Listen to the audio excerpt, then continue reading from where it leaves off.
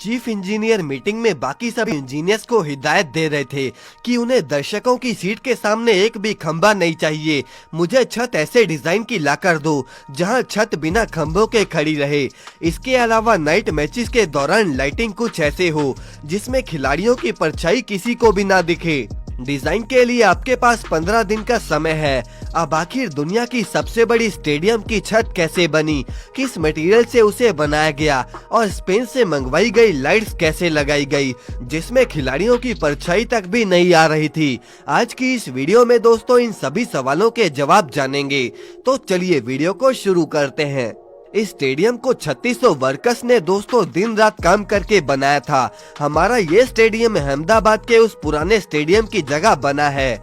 दरअसल पुराने स्टेडियम को रेनोवेट करके नया स्टेडियम बनाने की बात चल रही थी और ऐसा काम सभी जानते हैं कि L&T कंपनी के अलावा और कोई कंपनी नहीं कर सकती। L&T कंस्ट्रक्शन ने पहले भी statue of liberty, lotus temple और स्टैच्यू ऑफ यूनिटी को भी बनाया है।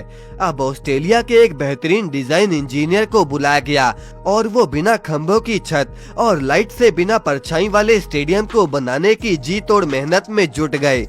अब उनके मन में बस यही सवाल घूम रहा था कि बिना छत वाला स्टेडियम और बिना परछाई वाली लाइटनिंग कैसे करी जाए।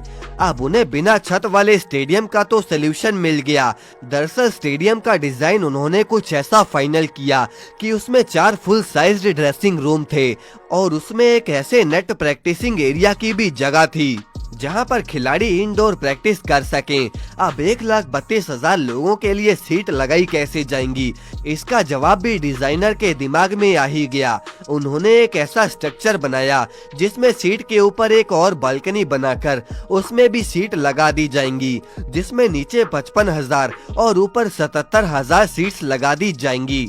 अब दोस्तों दर्शकों के लिए बिना खंभों वाली छत को बनाने के लिए उन्होंने एक खास तरह के पोल तैयार किए। दरअसल उन्होंने वाई शेप के खंभों को बाहर की तरफ लगा दिया जो कि अंदर से भी छत को गिरने से बचाएंगे। दोस्तों इस एक कॉलम को बनाने में ही 600 किलो से भी ज्यादा सीमेंट इस्तेमाल होने वाला था और इस पूरे स्टेडियम में ऐसे 84 खंभे चाहिए होंगे।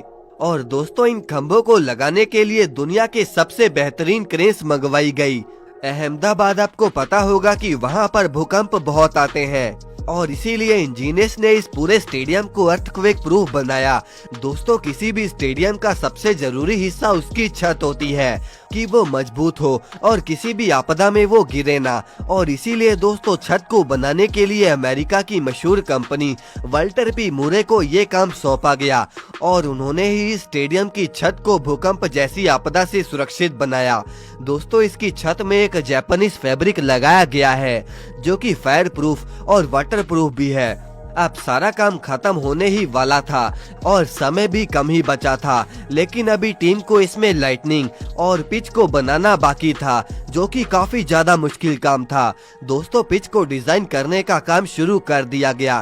टीम पर सबसे ज्यादा प्रेशर पिच को बनाने के समय ही था क्योंकि अगर पिच अच्छी हुई तभी एक जबरदस्त मैच खेला जा सकेगा।